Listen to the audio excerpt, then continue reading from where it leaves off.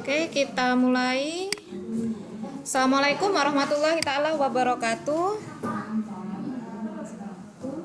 Oke, cek sound, suara saya terdengar ya? Waalaikumsalam warahmatullahi wabarakatuh. Oke, materi kita pada siang hari ini adalah zat aditif dan adiktif ya. Jadi ada perbedaan satu huruf, tapi ini maknanya sangat berbeda sekali ya. Oke, kompetensi dasar yang ingin kita capai pada materi ini adalah yang pertama menjelaskan berbagai zat aditif dalam makanan dan minuman. Kemudian bagaimana tentang zat adiktif serta dampaknya terhadap kesehatan ya. Sebagai tugas pembuka kalian sudah mengidentifikasi makanan kemasan ya dan zat aditif apa saja yang terdapat di dalamnya dengan melihat komposisi. Kemudian membuat karya tulis tentang dampak penyalahgunaan zat aditif dan zat adiktif bagi kesehatan. Ini juga sudah kalian kerjakan. Oke.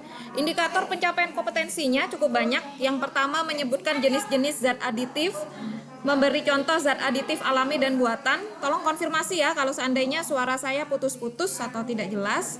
Kemudian menyelidiki pewarna alami dan buatan pada makanan dan minuman. Nah, sebenarnya ini bisa dilakukan eksperimen, cuma tidak saya tugaskan. Jadi bagaimana caranya?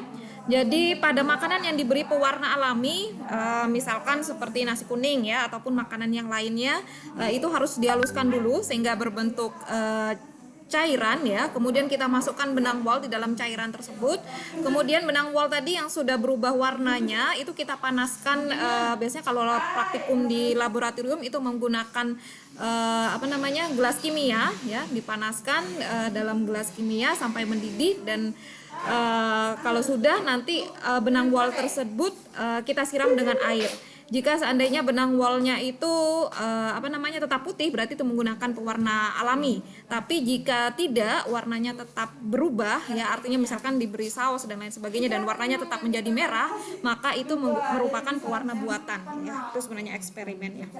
Kemudian selanjutnya indikatornya yaitu mengidentifikasi berbagai zat aditif dalam makanan dan minuman, menganalisis perbedaan pemanis alami dan buatan pada makanan minuman, dan menemukan solusi pengganti untuk zat aditif buatan, mengajukan usul cara mencegah dampak negatif zat aditif buatan, menyebutkan jenis-jenis zat adiktif ya, menjelaskan cara kerja zat adiktif dalam tubuh, menjelaskan dampak penggunaan zat adiktif bagi kesehatan, kemudian membuat model tentang bahaya rokok bagi kesehatan ya. Ini sebenarnya tugas proyek ya.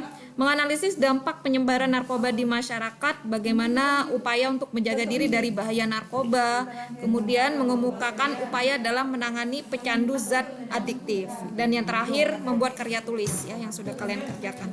Oke, kita masuk ke materi. Jadi ada zat aditif, ada zat adiktif. Bedanya kalau zat aditif tanpa K itu adalah zat yang ditambahkan dan dicampur pada waktu pengolahan makanan. Ya, pastinya kalian sering melihat ya ibu kalian atau membantu kalian atau ketika kalian masak pasti memberikan sesuatu pada masakan kalian. Nah, ya. Ini kita sebut dengan zat aditif. Oke. Fungsinya apa? Sebenarnya fungsinya itu tergantung sih ya, tergantung zat aditif apa yang digunakan. Ya, memperbaiki tampilan. Misalkan kita beri pewarna sehingga warnanya bisa lebih cerah ya. Kemudian kita beri pemanis biar rasanya menjadi manis dan lain sebagainya ya. Jadi fungsinya secara garis besar itu adalah memperbaiki tampilan, meningkatkan cita rasa, dan kadang kandungan gizi juga bisa kita tambahkan di sana.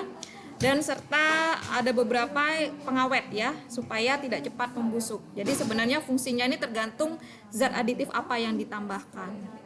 Oke, zat aditif sendiri dikelompokkan menjadi dua hal, yaitu zat aditif alami dan sintetik. Alami ini berasal dari sumber alami, jadi bisa mengambil dari tumbuhan ataupun pada hewan ya. Kemudian zat aditif sintetik ini yang berasal dari bahan kimia yang buatan dari pabrik. Oke. Pelompokan zat aditif berdasarkan fungsinya. Ini sebenarnya ada banyak sekali, tapi biasanya untuk tingkat kalian yang sering keluar adalah poin 1 sampai 4 ya.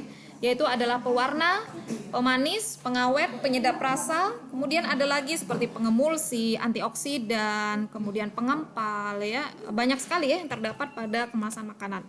Oke, sekarang sesi tanya jawab yang pertama. Silakan yang bisa menjawab mikrofonnya dinyalakan. Oke, adakah yang bisa menyebutkan pewarna alami yang sering kalian jumpai dalam kehidupan sehari-hari? Saya Bu, saya Ya, Bu. oke, Faik silakan. Warna me- warna hijau yang digunakan dengan daun pandan dan suji. Oke, daun pandan. Oke, kemudian apa lagi? Daun suji. Ya, oke. Ada lagi yang lain? Warna Sebentar, Faik warna belum kuning selesai lagi ya. Bu. Sebentar. Yuk, Faik dulu yuk selesaikan. Warna kuning. Ini Warna sebenarnya kuning ya, kunyit. oke, kuning, kunyit. Oke, terus Merah. Merah merah, itu buah naga. buah naga Buah ya. naga. Ya, oke ya. Cukup ya. Soalnya pertanyaan ini tidak untuk berbagi sebenarnya karena cukup mudah ya. Jadi sebenarnya kalau untuk pewarna alami itu bisa mengambil dari pigmen yang terdapat pada tumbuhan ya. Oke, tadi sudah dijelaskan oleh temannya, misalnya kalau warna kuning bisa diambil pada kunyit, kemudian warna hijau itu ambil dari daun pandan ya, kemudian ada mengambil dari cabai, kemudian wortel dan lain sebagainya ya. Oke, saya perbesar dulu. Oke, nah ini ya. Nah tujuannya tadi sudah ya, terlihat menarik, menggugah selera. Tadi sudah. Oke, sebentar saya perbesar dulu slideshow. Oke, di sini tadi sudah dijelaskan oleh temannya ya. Ada yang wortel, kemudian ada kalian ketika buat coklat ya, pastinya ngambil dari buah coklat. Nah, sebenarnya tuh zat apa sih yang terdapat di dalamnya? Jadi itu adalah pigmen yang terdapat di dalam tumbuhan. Misalkan kalau warna hijau itu adalah pigmen klorofil, kemudian yang kuning itu adalah beta karoten ya, yang terdapat pada wortel ya. Kemudian untuk warna merah itu adalah alkanat dan karmin ya. Kemudian selain tadi karoten juga ada kurkumin ya yang terdapat pada kunyit ya. Kemudian ada safron, anato, kemudian ultramin untuk warna biru dan karamel untuk warna coklat. Ini adalah pigmen-pigmennya. Nah, apa sih kelebihan dan kekurangannya menggunakan pewarna alami? Yang pasti kelebihannya tuh aman dikonsumsi karena memang mengambil dari tumbuhan ya. Dan aromanya juga tercium ya, mestinya kalian kalau apa tadi menggunakan daun pandan harumnya itu tercium ya. Cuma kekurangannya pastinya yang pertama mungkin sedikit ribet ya, dan kemudian pilihan warnanya terbatas dan tidak secerah menggunakan pewarna sintetis. Jadi kalau kalian beli apa pewarna makanan yang sudah jadi kan macam-macam ya, kalian tinggal pilih saja ya, merah, hijau, kuning dan lain sebagainya. Nah, oke. Kemudian di sini yang pewarna sintetis ini apa namanya macamnya ada banyak ya. Oke, biasanya di dalam komposisi itu dituliskan pakai bahasa Inggris ya. Misalkan ada yellow-nya, quenilin yellow itu untuk warna kuning. Kemudian tartrazin itu juga kuning ya. Sunset yellow di sini sebenarnya kuning keorenan ya. Kemudian biru itu biasanya ada kata blue-nya, kemudian hijau ada kata green-nya, yang ungu juga ada kata violet. Kelebihannya tadi ya sudah saya jelaskan, pilihan warnanya banyak ya, praktis ya. Cuma ya itu tidak tercium aroma ya. Oke. Nah, oke, pertanyaan selanjutnya ya.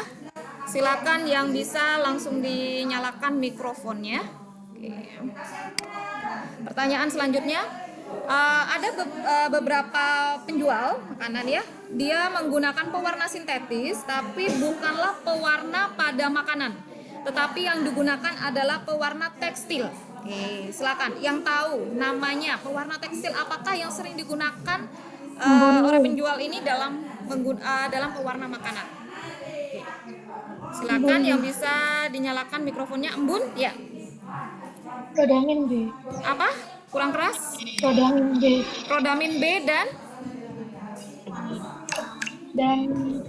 Rodamin B dan satu lagi? Dan metanil yellow. Rodamin B dan metanil yellow. Oke, betul ya.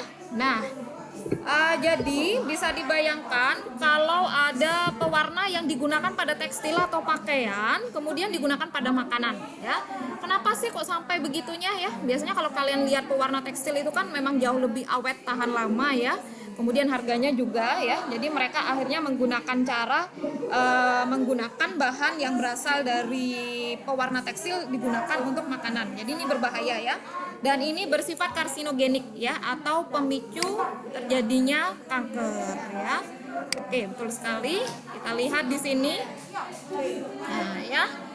Oke, ini rodamin B ya. Nah, ini bisa mengakibatkan kanker hati. Seperti kalian tahu, bahwa hati ini salah satunya adalah berfungsi untuk mengolah racun sebenarnya ya dalam proses sistem metabolisme yang ada di dalam tubuh. Kemudian methyl yellow ini juga bisa mengakibatkan iritasi pada saluran pernafasan yang nantinya bisa mengakibatkan kanker pada kandung dan saluran kemih. Oke, sekarang kita masuk zat pemanis. Silakan kalau ada pertanyaan dulu sebelum saya lanjutkan ke zat pemanis. Suara saya masih cukup jelas ya? Bisa terdengar? Jelas juga bisa terdengar. Oke, jelas ya. Oke, soalnya di sini agak ramai. Oke, pemanis sesuai namanya, jadi di sini berfungsi menambah rasa manis ya, baik pada makanan dan minuman. Sama seperti sebelumnya ya. Ada pemanis alami dan ada pemanis buatan. Nah, yang pemanis alami ini seperti yang kalian tahu, ini sudah banyak sering dipakai ya, gula, kemudian madu. Nah, sekarang untuk yang pemanis buatan kita masuk ke sesi tanya jawab lagi. Silakan yang bisa langsung dinyalakan mikrofonnya. Untuk pemanis buatan ini ada yang diidentifikasi, ada 2 pemanis buatan yang diidentifikasi dan dicurigai dapat menimbulkan kanker atau bersifat karsinogenik. Oke, adakah yang tahu kalian namanya? Dan info tambahan, sejak tahun 70-an penggunaan ini sebenarnya sudah dilarang di Amerika sendiri. Ya, oke. Embun, Ya, Bu. embun lagi. Ya, oke, silakan embun. P4000 sama Halo, ya embun, silakan. Agak keras suaranya. Dulcin sama P4000. Oke, masih kurang tepat. Silakan buat yang lainnya. Oke, pemanis makanan apakah yang diidentifikasi bersifat karsinogenik? Kuratul, Bu. Yo ya, oke, Qurratul Aini, silakan. Aspartam. Aspartam, oke, masih belum tepat. Oke, saya lempar ke yang lain. Oke, silakan yang bisa menjawab. Ya, ada 2 pemanis yang diidentifikasi dicurigai dapat mengakibatkan kanker dan pada tahun 70-an ini sebenarnya sudah dilarang di Amerika. Ya. Oke, silakan. Ada yang bisa menjawab yang lainnya?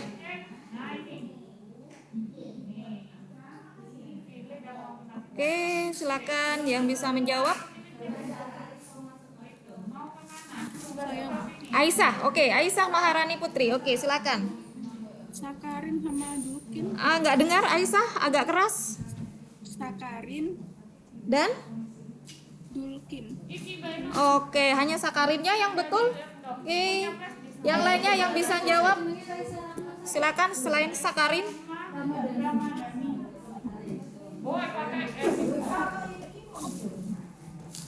Safira, oke, Safira Umairo, silakan. Ya, betul ya. Sakarin dan siklamat. Oke. Nah, oke ya. Oke, jadi memang 2 pemanis makanan ini dicurigai dapat menyebabkan kanker atau karsinogenik ya. Sehingga kemudian pada tahun 81 kemudian kita produksi yang namanya aspartam ya. Nih, di sini aspartam pemanisnya kira-kira 160 kali daripada gula putih. Kemudian ada lagi yang namanya sorbitol ya. Di mana sorbitol ini tidak terurai dalam mulut sehingga tidak merusak gigi. Kemudian yang terbaru ini adalah neotam. Nah, oke ya. Pertanyaan selanjutnya, kadung saya ini ya slide. Silakan. Mengapa pada penderita diabetes, ingat ya diabetesnya jenis diabetes mellitus karena diabetes itu sebenarnya macamnya ada 2, diabetes mellitus dan insipidus. Nanti akan dijelaskan lebih lanjut di sistem ekskresi ya. Mengapa pada penderita diabetes mellitus atau yang biasa kalian kenal dengan kencing manis disarankan tidak mengkonsumsi gula alami? Oke, tetapi menggunakan gula seperti yang kalian sering dengar di iklan Tropicana Slim dan diabetasol. Ya, oke. Mengapa pada penderita diabetes disarankan? Ya, oke. Embun lagi ya. Oke, silakan Embun. Karena pemanis buatan rendah kalori. Yang keras saya kurang bisa mendengar. Bentar, saya perbesar speaker saya kayaknya nih terlalu kecil. Bentar. Ya, oke, silakan Embun dijawab. Karena pemanis buatan rendah kalori. Karena ada suara sepeda motor. Pemanis buatan rendah kalori. Ya, dipilih pemanis buatan yang rendah kalori. Oke, ada yang mau menambahkan jawaban yang lain? Oke, mengapa harus yang rendah kalori? Ayo, mengapa harus yang rendah kalori? Apa alasannya? Kenapa dia harus mengkonsumsi gula yang rendah kalori? Oke, silakan. Ya, Sanas mau menjawab? Karena nanti kadar gulanya bisa naik. Kadar gulanya bisa naik. Ya, kenapa? Ya, oke, yuk, Riantika. Oke, hubungannya Karena dengan Hah? ya Ya, Riantika untuk silakan. mengontrol jumlah kalori Mm-mm. untuk mengontrol jumlah kalori dalam makanan dan penurunan berat badan. Ya, oke. Kenapa kok begitu sih? Sementara yang tidak menderita kok nggak masalah. Apa ada bagian yang mana sebenarnya yang bermasalah pada tubuh penderita si diabetes mellitus ini? Oke. Saya Bu, Iya, oke. Nabila, yuk silakan. karena ada hormon insulin Betul. Kenapa hormon insulinnya? meningkat. Bukan ya. Ya, oke. Jadi begini. Pada penderita diabetes mellitus ya, itu hormon insulinnya tidak berfungsi dengan sebaiknya ya. Jadi hormon insulin ini yang memecah gula ya. Sehingga karena tidak berfungsi dengan baik, itu kenapa disarankan mengkonsumsi gula yang rendah kalorinya. Ya, yang rendah kalorinya sehingga tidak perlu kerja berat daripada insulin ya. Oke, paham ya sampai di sini? Jadi memang dipilih dari gula yang rendah kalorinya karena berhubungan dengan hormon insulin pada penderita diabetes. Oke. Nah, tadi sudah disampaikan bahwa ada dua jenis pemanis ya yang diidentifikasi bersifat karsinogenik ya, yaitu diantaranya adalah siklamat dan sakarin. Sekarang kita coba cek. Nah, kemarin kalian yang sudah sempat cek kemasan, boleh dilihat lagi tugasnya ada nggak sebenarnya yang kalian kerjakan itu yang kemasannya mengandung siklamat dan sakarin. Oke ya. Oke, sekarang kita lihat yang ini aspartam ya. Aspartam. Oke, beberapa banyak ya mengandung aspartam ya. Redoxon, kemudian apa nih? Beroka ya. Banyak ya. Nah, sekarang saya ambil salah satu contoh ya, minuman bersoda ya.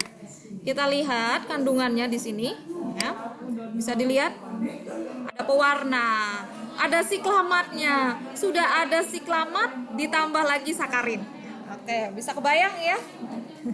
Ya, dan ini terdapat bukan hanya pada Coca-Cola ya, hampir sebagian besar minuman bersoda diantaranya banyak macamnya ya, ada Pepsi, Coca-Cola, Sprite ya, itu di dalamnya mengandung gula yang terbuat dari sakarin dan siklamat ya, artinya untuk pemanisnya, dan ini gulanya ini bersifat karsinogenik. Ya, artinya dia adalah pemicu kanker. Sehingga itu kenapa banyak promo sebenarnya dari minuman-minuman bersoda. Jadi kalau kalian lihat komposisinya di dalamnya bukan hanya ada siklamat tapi dua-duanya ada ya. Ada siklamat dan ada sakarinnya. Ya. Oke, sehingga sebenarnya kalaupun di luar negeri sebenarnya kalau saya sudah pernah cerita ya, saya waktu di Australia aja untuk kalengan itu saja mereka harganya cuma $1 waktu itu ya. Sementara kalau kita beli air mineral yang botolan itu sekitar $2 ya. Jadi lebih murah beli Fanta ya, beli ini daripada harus beli air mineral ya. Oke.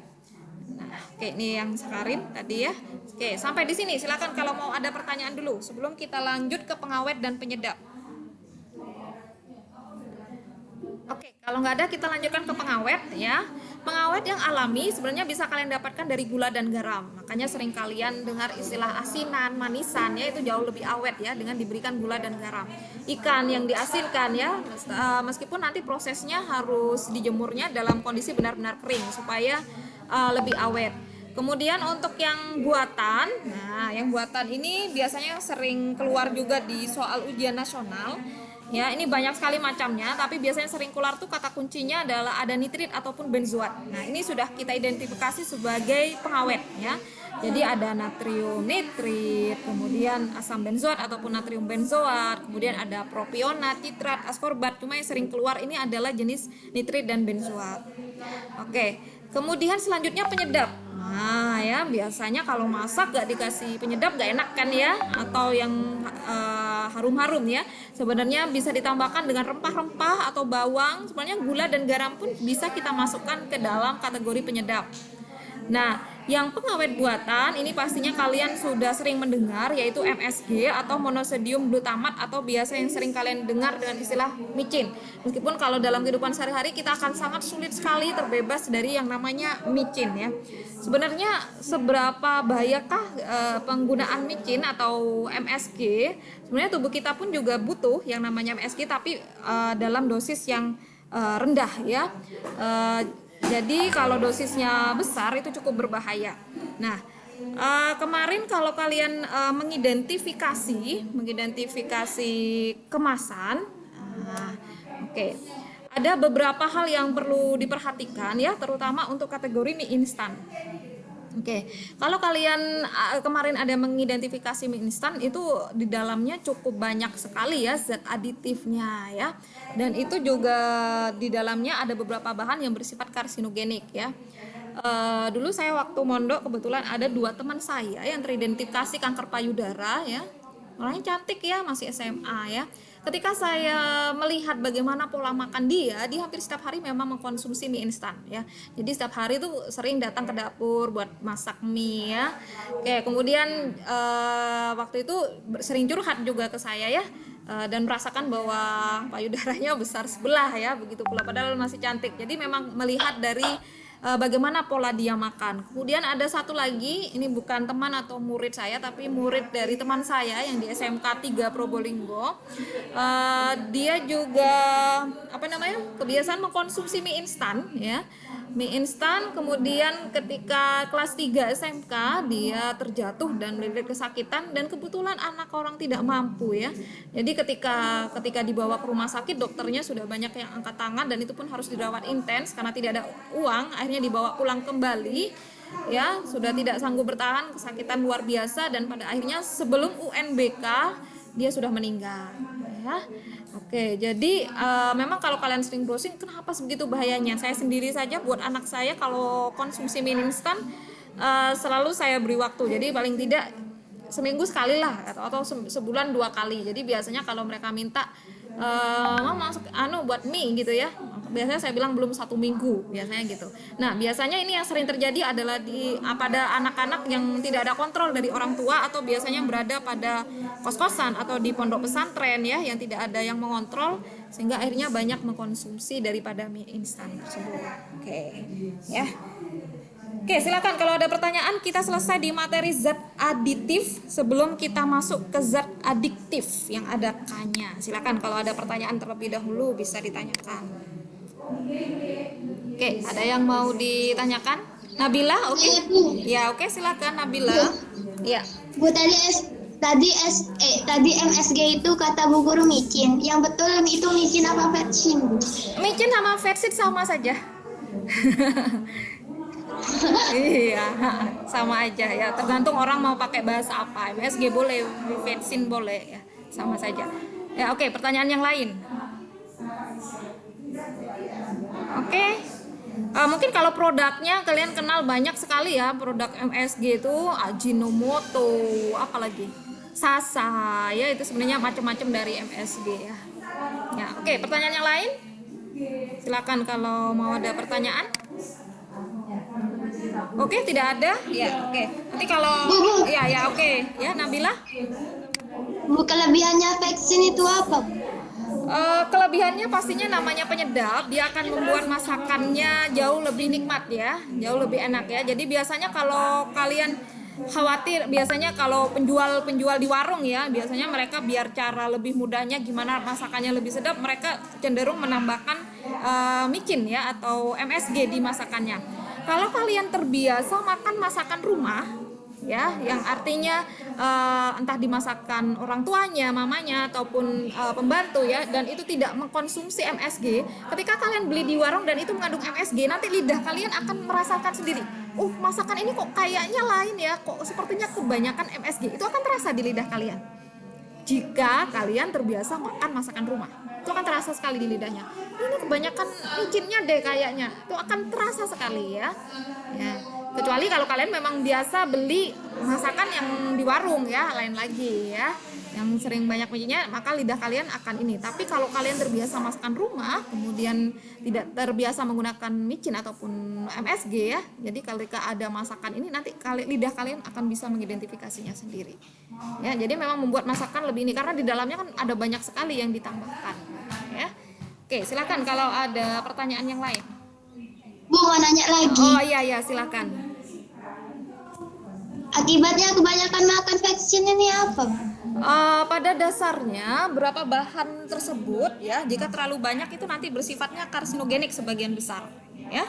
Oke, atau zat pemicu kanker. Dan ingat, kanker ini macamnya banyak sekali ya. Jadi sel yang membelah ya, dan jika pembelahan sel ini tidak normal, maka kita sebut dengan istilah tumor. Nah, jika tumor tersebut bersifat ganas ataupun menyebar, maka kita kenal dengan istilah kanker.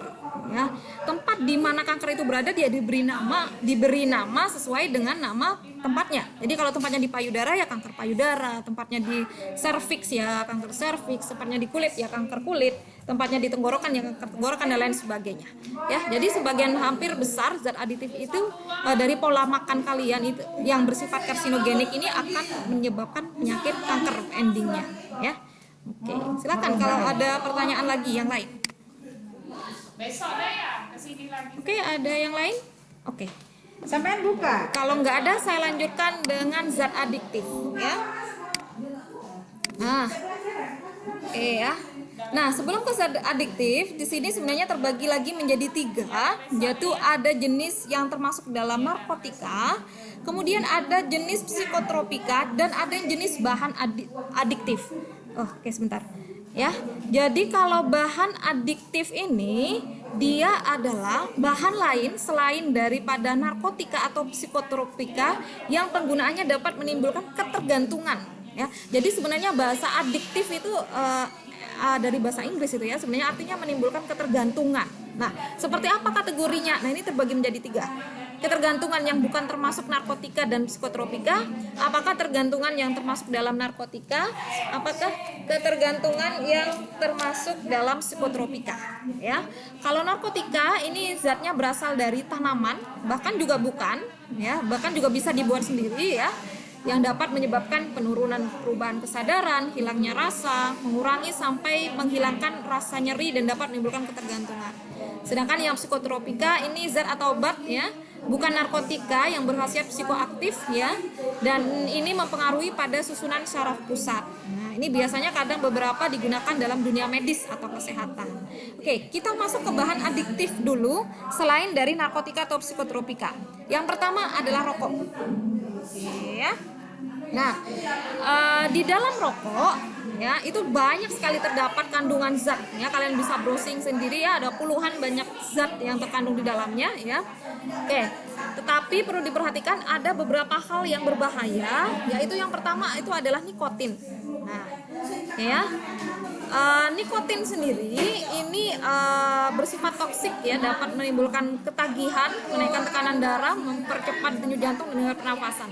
Dan besar kecilnya kadar nikotin di dalam rokok ya, itu sebenarnya berdasarkan penelitian itu mempengaruhi juga daripada rasa. Ya, oke.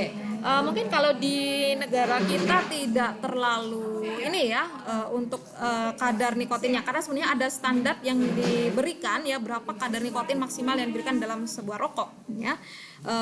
Ini pernah ada di penelitian ya. Mungkin kalau kalian suka baca novel-novel terjemahan ya, sebenarnya di Amerika sendiri itu mereka cenderung ini ya dalam penambahan nikotin pada rokoknya. Karena biasanya semakin banyak nikotinnya nanti rasanya akan beda, semakin enak katanya ya. Nah, kemudian ini pernah saya membaca, jadi kalau kalian ada iklan penderita rokok, kemudian dia mengalami kehilangan bagian tenggorokannya ya, bagian tenggorokannya atau sehingga dia kesulitan, jadi terbuka ya, karena memang di sininya ada kankernya ya. itu akibatnya. Tapi kalau di luar negeri itu bisa mengajukan penuntutan jika seandainya benar-benar terbukti bahwa perusahaan rokok tersebut melanggar daripada batasan kadar nikotin ataupun kadar tar yang ditentukan oleh dari pemerintah, ya. Dalam bahasa Inggris namanya SUE, ya, menulisnya itu adalah menuntut. Nah, dan ini pernah terjadi, ya. Jadi penderita tersebut menuntut perusahaan tersebut, ya, perusahaan rokok tersebut, karena dia menganggap bahwa dia mengkonsumsi rokoknya normal, tapi kenapa dia kok bisa mengalami kanker tenggorokan, ya, dia kehilangan karena dianggapnya bahwa kadar nikotin di dalam rokok tersebut dianggap sangat berlebihan, dan itu terbukti dan dia mendapatkan ganti rugi dari perusahaan rokok tersebut, ya. Tapi itu kayak sepertinya sangat sulit sekali kalau untuk di negara kita, ya, kecuali memang dia memang sangat adiktif sekali dengan rokok. Nah, ini juga pernah terjadi pada teman saya, ya. Jadi waktu itu saya pergi ke Australia dan salah satu teman saya itu tidak bisa lepas dari rokok. Dan itu ada batasan berapa banyak rokok yang harus dibawa ketika kalian melakukan perjalanan ke luar negeri. Kalau nggak salah sekitar 5 bungkus, ya. Waktu itu pernah pas perjalanan, dan Australia cukup ketat, jadi ada anjing ini, ya, untuk mengintai di bagian imigrasi. Waktu itu ada dari Cina, ya, kebetulan dibuka tas itunya isinya rokok semua, ya. Oke, makanya kalau beberapa negara asing lain penduduknya datang ke Indonesia, mereka selalu bilang harga rokok di Indonesia itu sangat murah sekali, ya. Oke, sebelum sekarang sudah mulai kenaikan yang cukup, tapi tetap saja dari segi pajak dan lain sebagainya negara kita itu sangat murah untuk harga rokok. Jadi teman saya itu membawa rokok, dan dalam waktu kurang dari 1 minggu rokok yang dibawa itu sudah habis. Padahal kita ada 2 bulan waktu itu di Australia, dan dia bingung. Jadi kita diberi uang sekitar $2.000 dan dia bingung mencari rokok. Jadi di sana karena sudah saking kecanduannya, dan ketika dia beli pertama kali sangat kaget sekali, harganya $40 untuk 1 bungkus, ya. Bisa dikalkulasi, ya, waktu itu dolar Amerikanya 10.000 dan dolar Australianya 9.000. Tinggal kalian kalikan, ya, $40 dikalikan 10.000 berapa waktu itu, ya, belum sekarang, ya. Sehingga akhirnya dia pusing, akhirnya dia beli rokok lintingan, tahu lintingannya, tembakau yang dilinting itu harganya $12. Dan ketika membeli itu jika anak muda mereka harus ditanyakan dulu, ya, apakah sudah 17 tahun atau belum. Jadi harus ada kartu pengenalnya, ya, sama seperti ketika membeli bir dan lain sebagainya. Jadi harus ada kartu identifikasi apakah sudah layak untuk membeli rokok ataupun tidak. Jadi di sana itu tempat-tempat kampus dan lain sebagainya itu no smoking area. Jadi memang disediakan satu tempat khusus baik untuk publik dan lain sebagainya, satu tempat khusus yang memang disediakan khusus bagi orang yang merokok. Bahkan beberapa negara menganggap sigaret is drug. Jadi menurut mereka rokok itu termasuk dalam drug, ya, padahal tidak dalam hal kategori dilarang, ya, dilarang. Nah, jadi sampai seperti itu, ya, beberapa negara luar melihatnya untuk rokok, ya. Nah, kemudian hal lain yang berbahaya yang kedua yang perlu kalian perhatikan adalah karbon monoksida. Nah, karbon monoksida ini sebenarnya bisa hasil dari polutan, ya, hasil dari limbah polutan atau yang dihasilkan dalam rokok, ya. Nah, itu kenapa dikatakan bahwa perokok pasif itu jauh lebih berbahaya daripada perokok aktif. Mengapa? Karena asapnya, ya, gas karbon monoksidanya ini yang menghirup adalah perokok yang pasif. Apa berbahayanya? Ya, berbahayanya seperti kalian tahu bahwa yang namanya sel darah merah atau eritrosit, nanti ini hubungannya dengan sistem peredaran darah, itu berfungsi untuk mengedarkan oksigen ke seluruh tubuh. Jadi tubuh kita itu mulai dari otak sampai ke bawah itu butuh asupan oksigen yang cukup. Jika asupan oksigen tidak cukup, misalkan di bagian otak, maka akan bisa menimbulkan stroke salah satunya, ya. Jadi kalian tahu, ya, ceritanya kenapa orang ini bisa menderita stroke. Di antaranya adalah adanya asupan oksigen yang cukup ke otak. Nah, jika seandainya udara yang kalian hirup di situ macam-macam, udara ini kan heterogen, ya, campuran heterogen, ya. Jadi ada oksigen, ada kebetulan kalau ada asap rokok berarti ada karbon monoksida, misalkan ada nitrogen dan lain sebagainya. Nah, manakah yang akan diikat oleh eritrosit pertama kali? Mereka tidak akan memilih eritrosit, ya. Mereka tidak akan memilih oksigen. Mengapa? Karena gas karbon monoksida kalau dalam dianalogikan ini jauh lebih dicintai oleh sel darah merah atau eritrosit dibandingkan dengan oksigen. Jadi ibaratnya ketika kalian menyukai atau mencintai sesuatu, kalian akan lebih memilih sesuatu tersebut dibandingkan dengan sesuatu yang berguna bagi kalian. Ya, logikanya kan begitu ya kalian dalam kehidupan sehari-hari. Jadi ketika ada gas karbon monoksida dan gas oksigen di situ, maka yang lebih dulu diikat oleh eritrosit adalah karbon monoksida. Oke, sampai di sini paham ya? Nah, oke, kemudian ada banyak lagi yang bersifat, di sini juga rokok ada karsinogenik pastinya ya bagi tubuh. Kemudian ada asam sianida adalah zat racun yang dapat merusak sistem pencernaan. Oke, sampai di rokok. Silakan kalau mau ada pertanyaan sebelum saya lanjut ke hal lain. Oke, ada yang mau ditanyakan? Oke, nggak ada ya? Anggap sudah jelas. Kalau sudah, kita lanjut ke alkohol. Nah ya, alkohol diperoleh dari hasil fermentasi berbagai jenis bahan makanan. Ya, biasanya orang minum alkohol memiliki ciri-ciri yang gembira, banyak tertawa, muka memerah, jalan sempoyongan, bicara ngelantur, ya, dan tingkah laku tidak karuan. Ya, jika overdosis akan timbul gejala perasaan gelisah, tingkah laku menjadi kacau, kendali turun, dan banyak bicara sendiri. Nah, oke, ini akibat dari penggunaan alkohol. Sebenarnya alkohol sendiri juga menyerang pada sistem gerak terutama ya. Oke. Sekarang satu lagi yaitu zat adiktif yang tidak terkategori dari narkoba ataupun narkotika psikotropika dan juga selain dari rokok dan alkohol ya. Ada yang bisa menyebutkan? Oke, silakan. Yaitu zat adiktif ya. Ya. Yang Savana oke. Mau menjawab? Inhalansia oke, tidak, bukan. Yang kita konsumsi ya. Embun ya, oke silakan. Apa? Apa? Kopi ya, betul sekali. Di dalam kopi ada apa? Ada kafein. Iya, betul sekali ya. Kafein ini terdapat pada teh dan kopi ya, tapi kadar kafein pada teh itu jauh lebih sedikit dibandingkan pada kopi. Seberapa bahayanya? Ya, sebenarnya intinya begini. Sesuatu yang berlebihan itu tidak baik ya kalau kalian perhatikan. Dan ingat, kalian juga harus mengkonsumsi air putih. Ketika kalian mengkonsumsi kopi dan kemudian kalian mengeluarkan urin, kalian bisa mencium bau urin kalian, pastinya itu berbau kopi ya kan.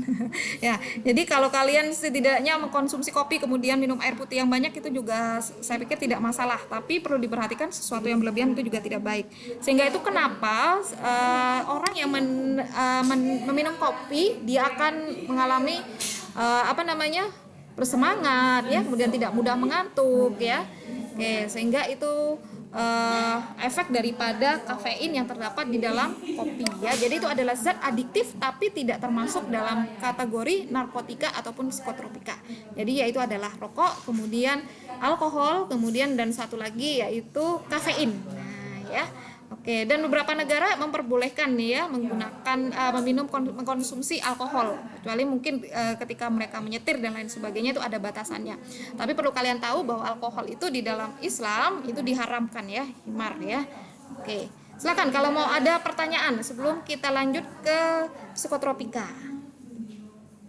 Oke, ada yang mau ditanyakan terlebih dahulu? Oke, tidak ada. Oke, kalau tidak ada kita lanjutkan, kita masuk ke psikotropika. Nah, mungkin kalau kalian baca di buku tentang psikotropika kok cukup banyak sekali ya. Sebenarnya tidak ya. Sebenarnya intinya adalah menggolongkannya menjadi 3 hal ya. Jadi psikotropika ini adalah obat keras, bukan narkotika yang diperlukan dalam pengobatan namun dapat pula menimbulkan ketergantungan psikis dan fisik ya. Nah, kategorinya hanya 3 macam saja. Perlu kalian ketahui hanya 3 macam saja. Yang pertama, stimulan, yang kedua depresan, yang ketiga halusinogen. Stimulan, dari bahasa stimulan berarti dia menstimulus atau merangsang kinerja saraf. Akibatnya apa kalau merangsang kinerja saraf? Kalian lebih percaya diri, kemudian tidak mengantuk ya, kesadarannya tinggi ya. Maksudnya kesadaran tinggi itu artinya tidak mudah mengantuk ya, seperti yang terdapat pada kafein yang tadi sudah saya jelaskan. Ini kategori stimulan, jadi dia fungsinya memberikan rangsangan kepada syaraf. Kemudian ada ganja dan amfetamin ya. Dulu saya pernah sekamar dengan orang Aceh dan dia itu bercerita bahwa yang namanya ganja itu sangat mudah sekali ya, subur sekali di tanah Aceh. Kadang mereka tumbuh dengan sendirinya, ini yang kadang mereka tidak paham. Jadi ada yang mereka menemukan tanaman ganja itu ada di depan rumahnya dan baunya itu harum ya. Kadang mereka ketika tidak sadar dipikirnya itu adalah rempah-rempah digunakan untuk penyedap katanya ya, digunakan untuk masakan. Kemudian baru mereka tahu bahwa itu adalah ganja ya. Entah kenapa tanah di Aceh begitu subur sekali untuk menanam ganja ya. Oke, kemudian yang kedua adalah depresan. Nah, depresan ini kebalikan dari stimulan. Kalau stimulan tadi memberikan rangsangan kepada saraf, maka depresan ini menekan kerja daripada sistem saraf. Akibatnya apa yang terjadi kalau sistem saraf ditekan? Akibatnya menurunkan kesadaran dan cenderung untuk mengantuk. Nah, beberapa jenis ini sering digunakan dalam dunia medis ya. Contohnya adalah alkohol, sedatin atau pil beta magadon. Ini yang termasuk dalam kategori sering disalahgunakan ya, Valium dan Mandra. Kadang menggunakan morfin nih ya. Oke, bisa dibayangkan dulu kalau tidak ada jenis depresan. Nah, misalkan ketika kalian terluka ya, kemudian luka sobek di bagian kulit, otomatis harus dijahit. Bisa dibayangkan kalian tidak punya depresan ya, artinya tidak ada untuk mengurangi kesadaran kalian dan untuk menghilangkan rasa nyeri dan harus dijahit dalam keadaan kalian mata terbuka dan penuh kesadaran. Bisa dibayangkan bagaimana rasa sakitnya ya. Oke. Nah, tapi kalau ada ini kan bisa digunakan sebagai obat bius dan lain sebagainya, sehingga ketika di proses penjahitan kalian tidak merasa kesakitan. Ya, jadi ada beberapa manfaatnya. Kemudian yang ketiga adalah halusinogen. Nah, halusinogen ini menimbulkan halusinasi ketika menggunakan ya. Contohnya bisa LSD, kemudian ada psilocybin, kokain dan marijuana. Nah, oke ya. Ini beberapa dampak negatif yang tadi sudah saya sebutkan dari 3 hal itu. Misalkan candu, heroin dan ganja, karena tadi ini menstimulus dari kerja saraf ya.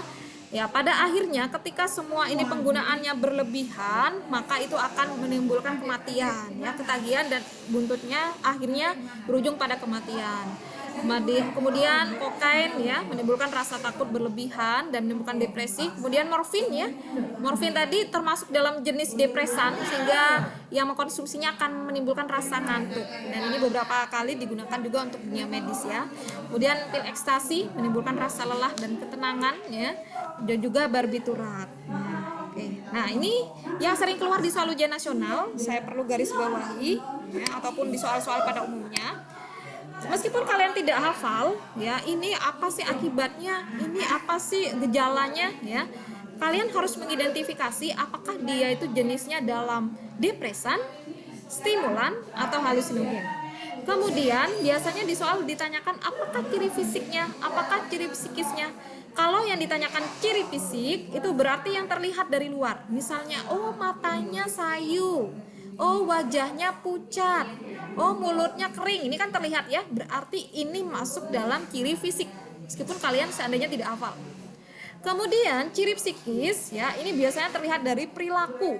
Oh kurang percaya diri. Kemudian oh pemurung ya. Oke, kemudian suka berhalusinasi, ini psikis.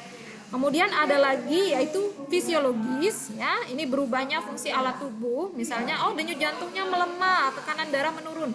Meskipun di beberapa soal untuk ciri fisiologis ini jarang dikeluarkan ya, akhirnya mereka gabung dengan psikis. Yang memang yang sering keluar itu adalah ciri fisik dan psikis. Oke, misalkan sikapnya tidak terkendali, itu masuk dalam ciri apa? Berarti ciri psikis ya. Oke ya. Nah, ini beberapa potret. Materi kita sudah selesai ya, saya hanya menunjukkan beberapa gambar saja. Oke, ini narkoba, korban narkoba, ini beberapa gambar dari penderita AIDS. Saya tidak menjelaskan lebih banyak di sini ya, karena ini nanti saya masukkan dalam sistem reproduksi untuk penderita AIDS sendiri, penyakitnya ya. Oke, kemudian jadi sebenarnya beberapa narkoba itu memang berasal dari tanaman, termasuk tadi yang saya jelaskan ada ganja, opium ya. Sebenarnya tanamannya sangat cantik sekali ya, tapi ternyata di dalamnya itu bisa diolah dan menjadi bahan daripada narkotika. Oke ya, ini opium ya. Oke, ganja, kemudian ada amfetamin. Nah, oke, kita lihat tanamannya seperti apa. Biasanya kalau untuk tingkat SMP tidak akan banyak keluar tentang narkotika ya. Biasanya hanya jenis zat adiktif ataupun yang psikotropika 3 macam tersebut ya. Oke, saya tunjukkan dulu beberapa gambarnya. Nah, ini ya. Nah, ini bunga dan buah dari opium ya, cantik ya. Ternyata bisa di ini. Ah, gini ya. Kadang mereka memang mengembangbiakan ya, karena memang kalau diolah dan diperjualbelikan untuk bandar narkoba harganya memang lumayan mahal ya. Dan ini bisa menimbulkan ketergantungan, dan saya harap murid-murid saya tidak ada yang sampai berani coba-coba ya mengkonsumsi dari narkoba ya, narkotika ini ya, ini morfin. Nah, ini bunga dan daunnya, ada koka, serbuk kokain ya, bisa dilihat di sini. Ya, oke, materi kita selesai. Silakan kalau mau ada pertanyaan. Oke, silakan kalau ada yang mau ditanyakan. Oke, ada yang mau ditanyakan? Oke, tidak ada? Kalau tidak ada saya akhiri. Sebelumnya mohon dinyalakan dulu videonya sebelum ditutup ya. Materi kita hari ini sudah selesai untuk zat aditif dan additif. Yuk videonya dinyalain dulu. Nah, Fatan nih. Ya, oke. Yang lainnya. Nah, mana lagi yang laki ini? Yang laki hanya Fatan. Oh, Riantika. Oke. Nah, sudah yakin tidak ada yang mau ditanyakan? Oke, Java. Yuk. Oke, Embun ya. Oke, nanti PowerPoint-nya saya share. Ulangannya untuk bab ini digabung dengan sistem peredaran darah ya, karena materinya sedikit ya. Oke. Ya, oke. Muhammad Faik. Faik mana wajahnya ya? Faik, hanya kelihatan badannya. Ya, oke, Safana. Oke. Silakan kalau ada pertanyaan. Ada lagi yang mau ditanyakan? Oke, tidak ada yang mau ditanyakan ya. Sudah pukul 11:30. Oke. Kalau tidak ada yang mau ditanyakan, saya akhiri. Mohon maaf jika ada salah kalimat. Wabillahi taufik wal hidayah. Wassalamualaikum warahmatullahi wabarakatuh.